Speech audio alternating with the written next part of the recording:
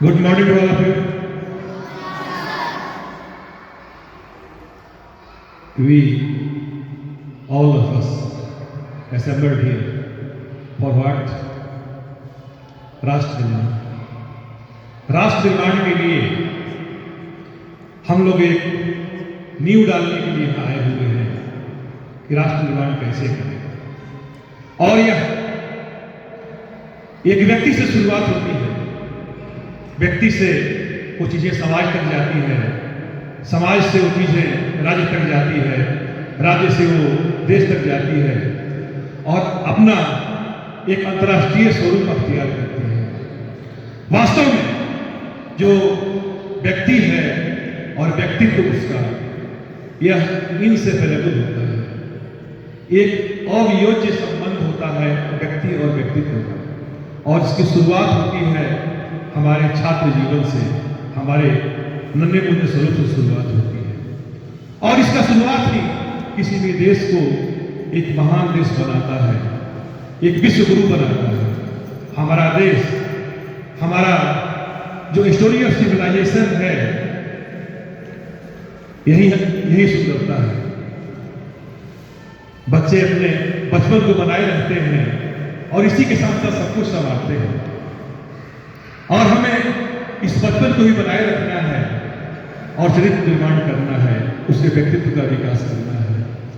हम कभी हमारे शिक्षा के विषय वेदांत होते थे, जिसका अर्थ होता था कि टू नो, हर चीज के जानने के बारे में।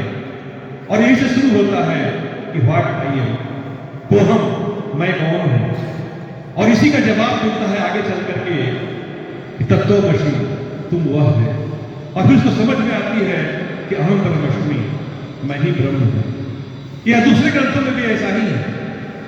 जब मंसूर अनल हक करने लगा, उसको सजा नहीं दी गई क्योंकि लोगों को समझ में नहीं आया। तो ऐसा ही होता है।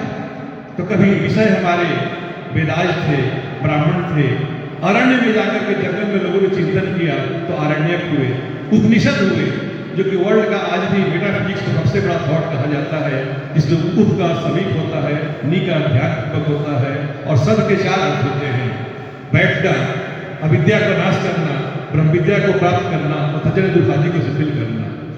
आगे समय के साथ वेदांत आए और हर चीज का कंसेप्ट आया। जो हमारे 6 वेदांत थे, इसी के मल्टीपल में हम देखेंगे तो कहीं ना कहीं पूरे यूनिवर्स के में कोई भी पॉइंट लेते हैं वहां 360 डिग्री होता है। शुभ सूत्रांश से मैथमेटिक्स की शुरुआत हुई, ज्योमेट्री की शुरुआत हुई। चली शुभ सूत्रांश से, जहाँ की जग वेदी बनते थे। इसी तरह से हमारा डेवलपमेंट हुआ है। आगे चल करके स्मृति ग्रंथ आए, क्योंकि समाज को व्यवस्थित करना था। हमारे बड़े बड़े महाकाव्य आए, रामायण और महाभारत आए। रामायण के कई स्वरूप आए समय के साथ। वो तमिल में, तेलुगु में, संस्कृत में, उर्दू में, उससे कई स्वरूप आए। बाद में रामचरितमानस भी आया मध्यकाल में, जिस समय अकबर का समय था, उस समय रामचरितमानस आया। और ये जो भी डेवलपमेंट हुए, फिर भारत में इस्लाम का भी असर आया और उस समय शिक्षा के स्वरूप बदले और जगह भी बदले। जहाँ कभी बड़े बड़े विहारों में शिक्षा दी जाती थी, फिर मदरसे में शिक्षा दी जाने लगी। मदरसे और मकतब में शिक्षा होती थी उस समय। फिर अंग्रेज आए, चेंजेज आए और बहुत सारे समय के साथ चेंजेज आए। 1935 के बाद से जो एक मेजर चेंज आ रहा है मैकॉले के द्वारा, फिर वो डिस्पैच आ रहा है, हंटर कमीशन आ रहा है, कई चेंजेज आए। यूनिवर्सिटी कमीशन आया, यूनिवर्सिटी एक्ट आया, हार्टोग कमेटी आया, सर्जेंट प्लान आया, कोठारी कमीशन आया। और सबसे बड़ी बात है कि बच्चों को आफ्टर इंडिपेंडेंस इस पर बहुत सारे प्रयोग हुए।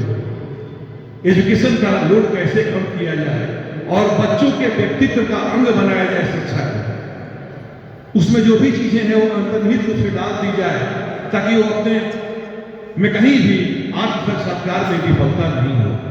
गांधी जी इसी पर जोर देते थे कि आत्म साक्षात्कार में विफलता से सारी समस्याएं शुरू होती हैं। और हम अपने जो भी ग्लोरियस पास्ट है, उसी से हम प्रेरणा लेते हुए हमको एक ब्राइट फ्यूचर का निर्माण करना है।